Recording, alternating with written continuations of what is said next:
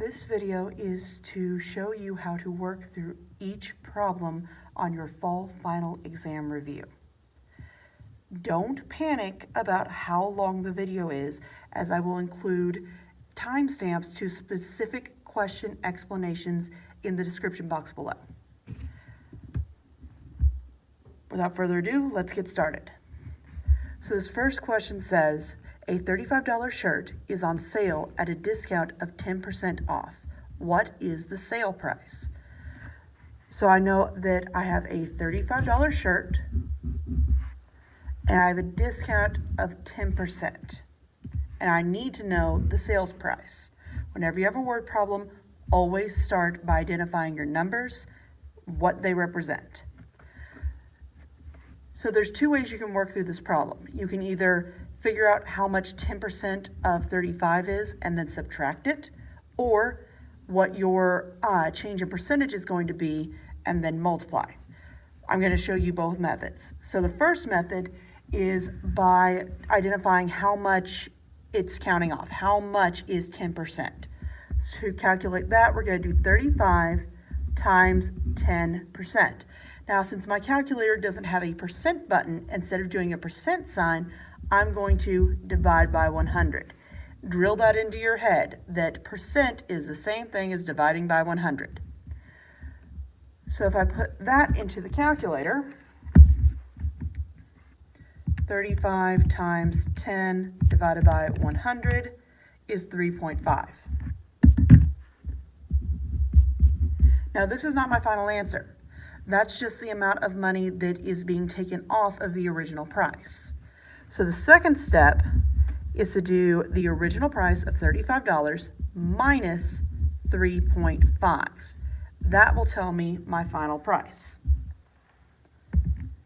So 35 minus 3.5 is 31.5. Now I'm dealing with dollars, not just numbers. So I need to make sure I write that as you would write it with dollars. So it's going to be $31.50. Now that's the first method. You could also use a second method, which is what I prefer and what I'll be using in the rest of the video. You can also do it based on percent. Remember that you start with 100%. So 100% minus that 10% that we're removing gives me 90%. So now I can just do 35 times 90% and get my price. So 35 times 90, and again, since I can't do percent, I'm going to divide by 100. Take the calculator, 35 times 90 divided by 100 is 31.5. Same answer. And again, I'm going to convert it to dollars, $31.50. I do not care which of these two methods you use. Both of them work, both get you to the same answer. Go with whichever one makes the most sense to you. This is the method I prefer and the one I'll be using for the rest of the video. If, however, you prefer the first method, the only thing that's different when you compute sales tax is that you add instead of subtract. So on number 2. We have a $70 video game with a sales tax of 8%, and we want to know the final price. So using my method there, we're starting with 100%. But that 8% is adding to the price. It's making it bigger, it's making it more. So we're going to add 100 to 8%. That gives me a total of 108%. Now I take the original price of $70 and I multiply by 108 divided by 100. Again, I'm dividing by 100 because I can't put a percent sign in my calculator. 70 times 108 divided by 100 is 75.6. And remember to convert it to dollars. So that's $75.60. please make sure you put a box around your answer. It makes it much easier for me when I'm grading, which puts me in a better mood and makes me more generous. It's to your advantage. If I was to do sales tax using the other method, then I would have 70 times 8 divided by 100. Again, I'm dividing by 100 because I don't have percent sign on my calculator. So 70 times 8 divided by 100 is 5.6. So 5.6 is the taxes. And then I would do 70 plus 5.6, which would give me the same $70 or $75.60. Here, let me reread that. Same answer, just two different methods. Go with whichever method you are most comfortable with. On number 13, I did have a slight typo on this. I forgot to put that it is on sale for 15% off. So it's taking 15% off of the price, and then you have taxes of 8%. So we have a $200 TV on sale for 15% off with sales tax of 8%, and we want to know the final price. This one is combining both of the previous two problems. We first have to figure out the discounted price and then figure out the taxed price after the discount as well. It'll make more sense when you see it. So first we're going to deal with the discount. So 100% minus, because it's a discount, 15% leaves me with 85%. I take my original price of 200 times 85 divided by 100.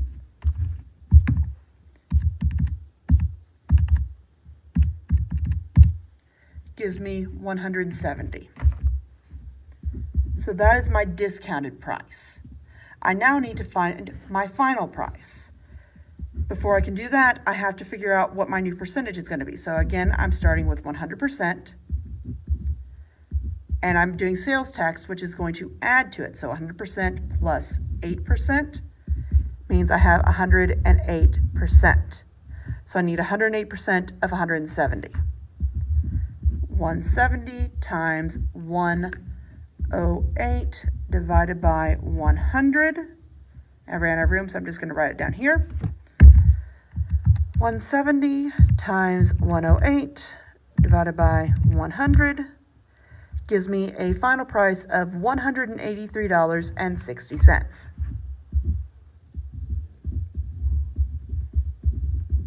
And again, put a box around your answer. If you go down below where the question is, draw a line to help separate them. It makes everything neater and easier to read. Questions 4 through 6 have to deal with different types of billing. You should be familiar with this from the Game of Life packet. So you're calculating how much your bill will be if you use 3,500 gallons of water and the company charges 4 cents per gallon, or $0.04. This one is simple multiplication. 3,500 times 0.04 is going to give me my answer. 3,500 times 0.04, $140. Don't forget your dollar sign.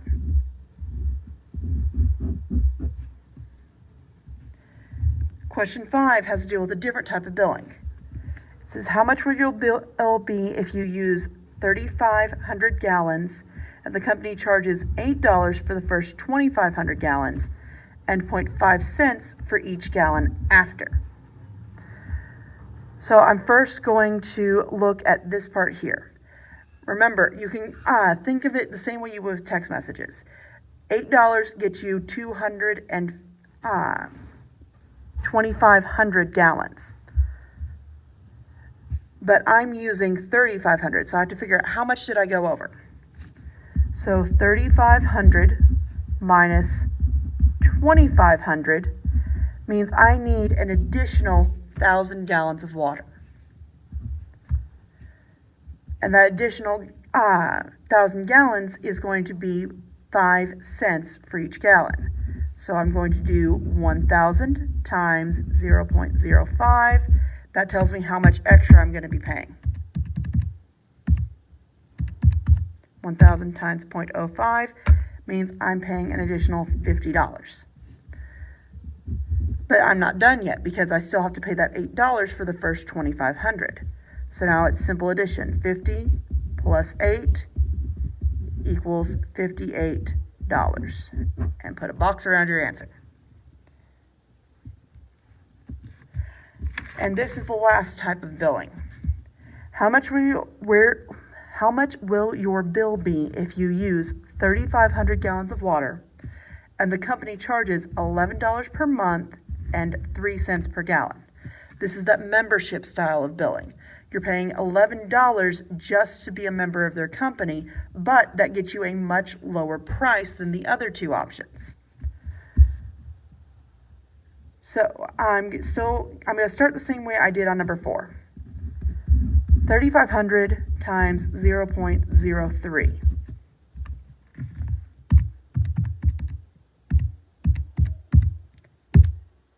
means $105.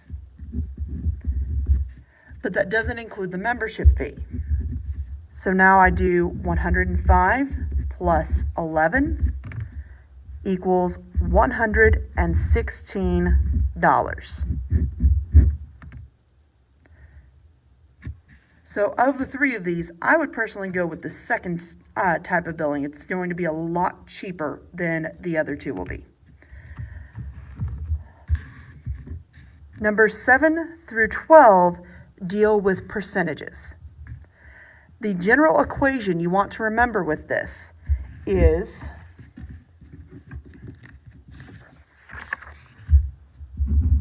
part over whole times 100 equals percent. This is a very versatile equation. It can be used to figure out what the percentages are for almost anything. Part is how many pieces you have. Whole is how many pieces there are total, and then you get your percentage. So here it says in the United States, 113 out of every 2,020 cans are recycled. What percent of cans are recycled? So here, 1,313 is my part. That's how many pieces I'm actually using. But there's a total of 2,020. So I set it up the same way. 1,313 divided by 2,020 times 100. And then I just type that in the calculator. 1,313 divided by 220 times 100. 65%.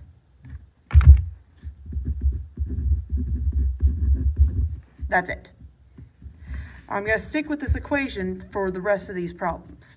So Challenger Elementary School has 800 students. Every Wednesday, 12% of the students stay after school for chess club, and it wants to know how many students attend chess club on Wednesdays. So 800 is my total, and I need to find 12%. All I have to do is do 800 times 12, and then since I can't put in a percent sign, I divide by 100. Put that in the calculator.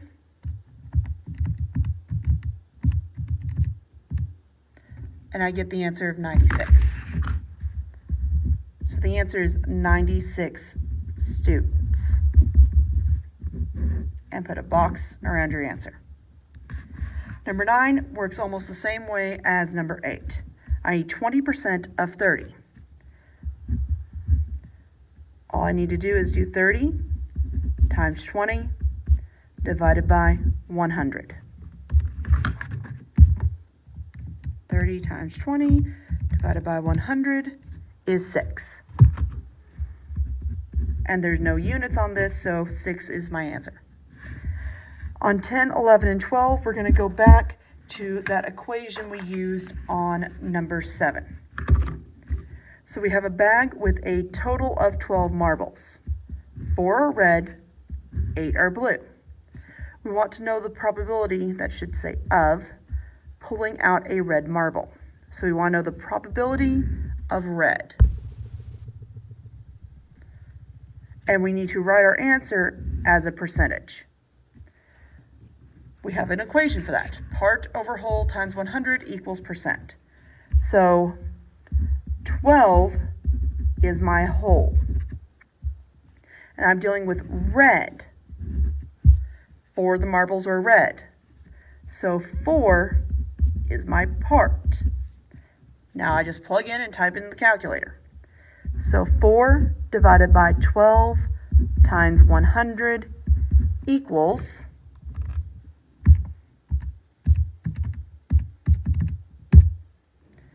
33.3 repeating percent. Now you can either round it to the nearest decimal, or if you want to get a little fancy, you can put a line over the 3. Since that 3 continues on forever, that's what this line means. That 3 keeps going on forever. And that's my answer. 15 and 12, or 11 and 12 are exactly the same. So on 11, we have 15 marbles, 6 are yellow, 9 are green. We want to know the probability of pulling out a green marble.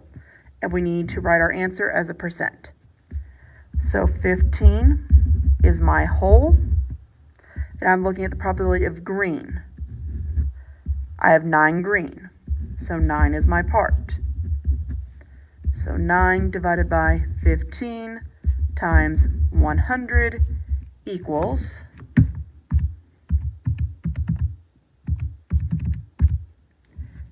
60%.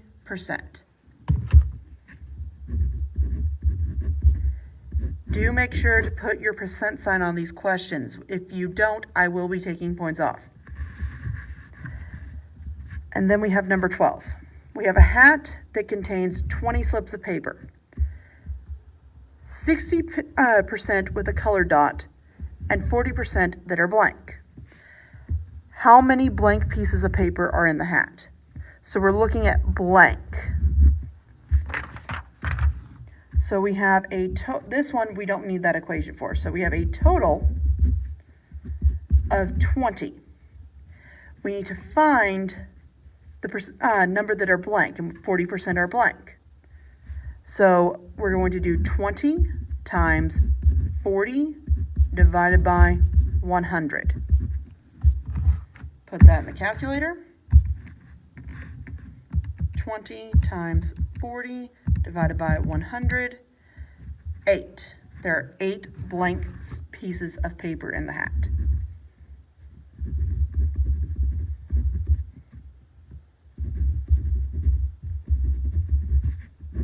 Label your numbers.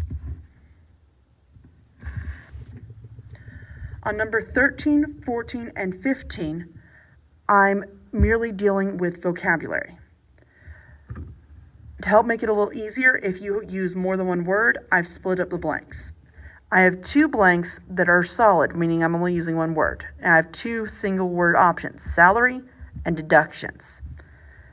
So let's look at the one that only has one word in it. A CEO of a local company makes a fixed $100,000 blank every year.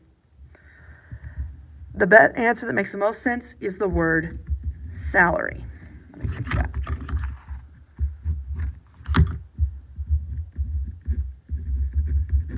And I'm going to mark it out. So that means this one has to be deductions. And that makes sense in context. So Sally's pay stub starts with her blank blank, then removes her deductions, and then lists her blank blank or take-home pay at the bottom. Deductions means the amount that you're reducing an amount of money by. If you remember back to your vocabulary, remember that gross pay is your before tax amount. Remember that it's gross, you don't get to take it all home because the government takes their cut. So it starts with her gross pay, and then removes her deductions, and then lists her net pay or take-home pay.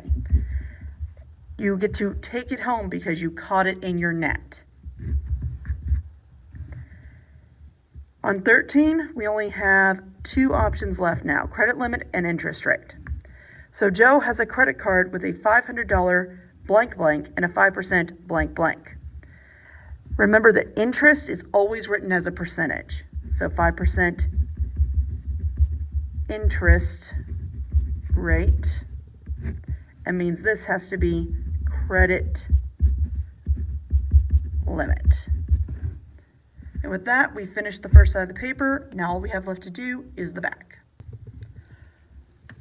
Most of the back of the paper deals with vocabulary, with a couple here in the middle that have to do with actually computing and vocabulary. So the first, on 16, we need to identify the types of translation or transformation. This first one, all that's happening is the shape is moving. It's changing places. It's not spinning. It's not changing size, only positions. That means that I am dealing with translation. That's where you shift it around, but you don't do anything else. All you do is change where it's at. Here on the second one, we're changing size. Remember that a common part of the human body that changes size is the pupil of your eye, and they refer to that as your eye is dilated or not dilated. That can help you remember that dilation means it's changing size. It's dilating out from the center point. So this is dilation. Here we have two that are mirror images. Notice how the center points are right next to each other. And then you have these and these. If you look at, they're mirror images. Mirror image means you're dealing with reflection. And this last one, we have a center point here and an arrow showing that we've spun it. So this is rotation. On number 17, we're dealing with volume and surface area. Since we haven't really emphasized this very much, I have gone ahead and provided you with the formulas you need to answer the questions. So the first one we're dealing with is a rectangular prism. So volume equals LWH. Remember, L stands for length, W stands for width, H stands for height. And we have the numbers on the shape. I'm going to make 3.5 my width, 18 my length, and 15 my height. Remember, when you have letters right next to each other, it means you're multiplying. So my volume is going to be 3.5 times 18 times 15. And if I put that into my calculator,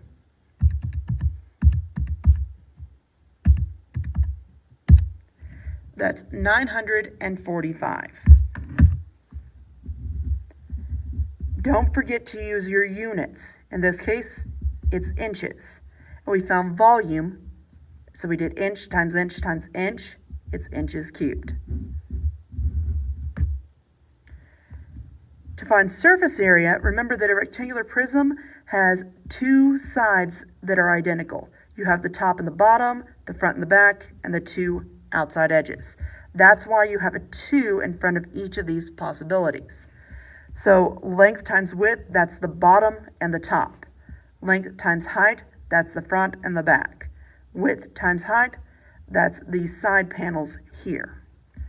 So I have 2 times my length of 18 times my width of 3.5 plus 2 times my length of 18 times my height of 15 plus 2 times my width of 3.5 times my height of 15. Now all I have to do is type that in the calculator.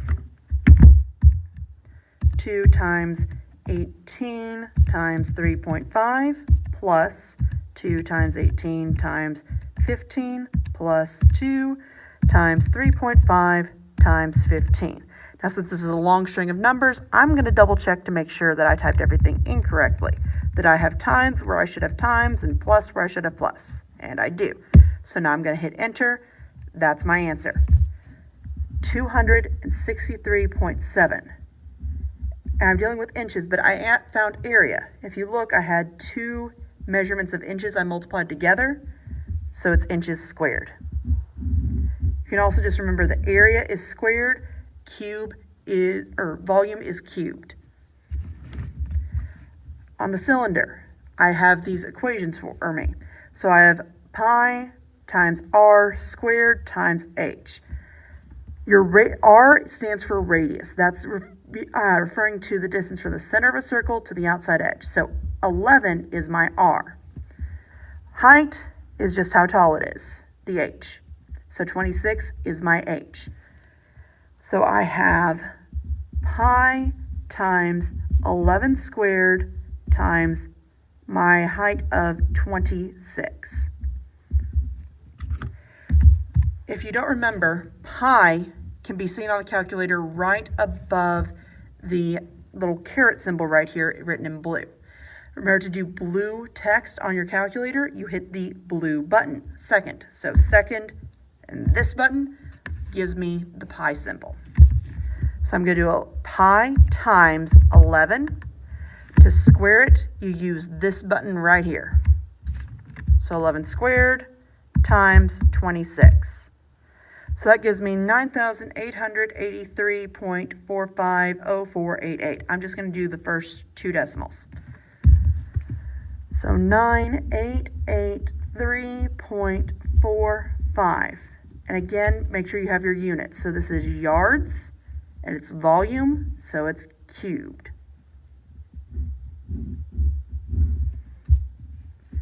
Now we need to find the surface area. So I'm just going to plug in my numbers like I did before. So 2 times pi times 11 squared plus 2 times pi times 11 times the height. Now what this is doing is pi r squared. That's the formula for area of a circle. So that's the size of either the top or the bottom. And I have two of them, so I have to multiply by 2. Pi times RH. If I take the outside edge of this cylinder, the outside part of a can, and I were to cut down the center and lay it out, it would be 26 tall, and it would be 2 pi 11 wide. So that's why we're multiplying these together. And that should be a 26, not an H. My mistake.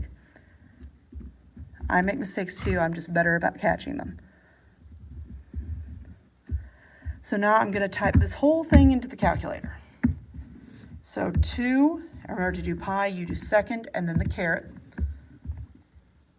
times 11 squared plus 2 times pi, and I can do 2 pi, and it's the same as doing 2 times pi. Either way works. Times 11 times 26. Double check it because it's a long one to make sure I put everything in correctly. I did. Hit enter, and that's my answer. 2,557.26 when you round it. It's still in yards, and this is area, so it's yards squared. The last shape we have is a triangular prism. Since this one had 4 different measurements, I decided to have some mercy on you and go ahead and label them for you on the worksheet. So 15 is H, L is 21, 17 is P, 8 is W. All I have to do is plug them into the calculator. So the volume is 1/2 length times width times height. This is actually based off of the area of a triangle formula, which is just 1/2 base or width times height. That's where the WH comes from. Length gives it volume by figuring out how many slices you have going this way. So that's going to be 1/2 times 21 times 8 times 15. So 1 divided by 2 times 21 times 8 times 15 gives me 1,260. This is in inches, and it's volume, so it's cubed. This one gets a little bit more complicated. We have 1, 2, 3, 4, 5 different surfaces, 2 of which are identical. Now, since the formula for area of a triangle is 1/2 width times height, and there's 2 of them, that 1/2 and the 2 cancel out, so I just have to multiply it once. I don't have to double it. So now I just plug in my numbers. 21 times 8 plus 15 times 8 plus 21 times 17. That's this p-value right over here. It's the distance on the hypotenuse. Plus 15 times 8. Type it in. 21 times 8 plus 15 times 8 plus 21 times 17 plus 15 times 8. Double check to make sure I put it in correctly. I did. Hit enter. My answer is 765. That is in inches, and this is area, so it's inches squared. On number 18, we're dealing with rotation and reflection. The very first part has to deal with reflection across the x-axis. Remember that when you're drawing out reflection, you always want to mark where your line of reflection, or your LOR, is. Then it's just a simple matter of counting. So W is 1, 2, 3, 4 spaces above it. So W prime is going to be 1, 2, 3, 4 spaces below it. So that's W prime. M is 1 above that, so M prime is 1 below. D is 1, 2, 3, 4, 5. So on this same line, I'm going to go 1, 2, 3, 4, 5. That's my D prime.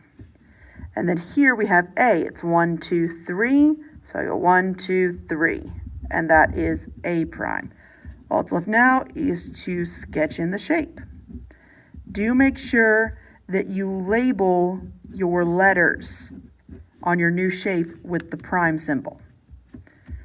Here, it wants to know what the rule is. Is it reflection? If it's reflection, over what line? If it's rotation, what degree of rotation? Looking here, they aren't mirror images, so it has to be rotation. They're on opposite sides, so it's 180. So this is just rotate 180 degrees. On the last one, I'm performing a rotation. I need to rotate 180 degrees. Now, you can try to eyeball this, but if you want to be more certain that you're doing it correctly, you're going to want to actually find the coordinates. Remember that for a rotation of 180, we're going to go from x, y to negative x, negative y. But first, I have to figure out my coordinates. So I'm going to list out the letters of my points. We have V, J, R, and Y. V is 2 to the right. So since it's to the right, it's a positive 2, and it didn't go up or down. So it's at 0y. J is 1 to the right, so my x value is a positive 1, and then it's 1 down, so my y value is a negative 1. R is 1, 2, 3, 4 to the right, so my x value is positive 4, and 1, 2, 3 down, so my y value is negative 3. Y is 1, 2, 3, 4, 5 to the right, so my x value is positive 5, and 1, 2, 3 down, so my y value is negative 3. After you think you have your coordinates, do double check and look over it, make sure it makes sense. Like V is 1 further over than J, so its x value is 1 bigger. R and Y are on the same y value, so these numbers should be the same. If you have a number somewhere that doesn't make sense, double check and make sure you counted correctly. Now I can find the points of my new points. So this will be V prime, J prime, R prime, and Y prime. All I have to do is change positives to negatives and negatives to positives. So positive 2 will become negative 2, and 0 is neutral, so it stays 0. J, positive 1 becomes negative 1, negative 1 becomes positive 1. On R, positive 4 becomes negative 4, negative 3 becomes positive 3. And on Y, positive 5 becomes negative 5, negative 3 becomes positive 3. Now I plot and label my new points. So let's start with V. It's negative 2, so that's left 2. 0 means it stays right on the line, and I'm going to label it as V prime. J prime, it's negative 1, positive 1. So left 1 for the negative 1, up 1 for the positive 1, and label it as J prime. R, negative 4, positive 3. Go left 4, up 3, label it as R prime. And Y prime is negative 5, positive 3. So go left 5, up 3. I labeled that R in the wrong spot. My mistake. So we'll label R prime over here, Y prime right there. Now all I have to do is connect the dots and create the shape.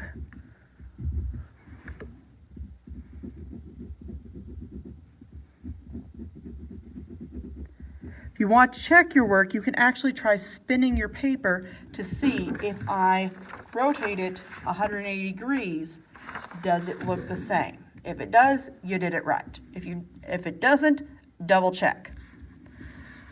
The last two questions have to do purely with vocabulary. Remember that if you have 2 points, it is 2-point perspective. If it only has 1 point, it's 1-point perspective.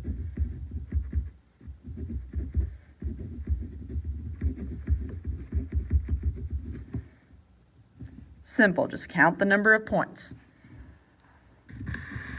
Here we're dealing with symmetry. There are 3 types of symmetry. You can have line symmetry, point symmetry, and rotational symmetry. And it is possible to have a combination of those. Line symmetry means you can divide it in half and both halves look like mirror images. So for example, this star, I could divide it in half this way and have both halves be the same. I could also divide it in half this way or this way. I could divide it in half a number of ways. And I'm just going to draw a line to help show that. So this one does have line symmetry. However, this one, it does not matter where I put my line, it's not going to create a mirror image. So this one does not have line symmetry. On the heart, I can only put a line in one place. I can put one here and divide it in half. I can't do it here or here or here. It only has one place. Right there. But they are 2 mirror images, so this has line symmetry. The second type is rotational. That means you can spin it around a certain point and it looks the same no matter, or in various rotations. So on the star, if I put my pen right in the middle of it, I can spin it and get it to look exactly the same in multiple angles. So that means that the star has rotational. These arrows here, I can put my pen in the center here, and it doesn't look the same, but oh look, when I turn it upside down, it looks the same as it did when it was right side up. This means that it does have rotational symmetry. However, the heart, there is no rotation that will cause it to look the same as it did when it was right side up. so it does not have rotational. The last type of symmetry is point symmetry. That means you can rotate it 180 degrees or flip it upside down and it will look the same. So this star, if I turn it upside down, does not look the same. The points are not in the same position. So it does not have point symmetry. However, the arrows, if I flip it upside down, it looks the same. So this has rotational and point. But the heart, again, we already know it doesn't have rotational. If it doesn't have rotational, it cannot have point. So that concludes your final exam review. Remember that if you have a completed version of the review with all of the work written out and you turn it in on the day of the exam, it will be 10 bonus points on your final exam grade. That's the same thing as adding 2.5 points to your semester average, or adding 10 points to a 6 weeks grade average. Only one paper that I just gave you all the answers to. Do yourself a favor, work through it, make sure you understand it. Remember that the only difference between this review and the exam is that I'll change up the order of the questions, and on ones where you have numbers, like on the shapes, I'll change the distances of the shapes. You'll still be using the same formulas, you'll still be computing it the same way, just with different numbers. So if you feel comfortable working through this exam review, you will do just fine on the final exam. Make sure you study, be safe, be smart, and try to make wise choices.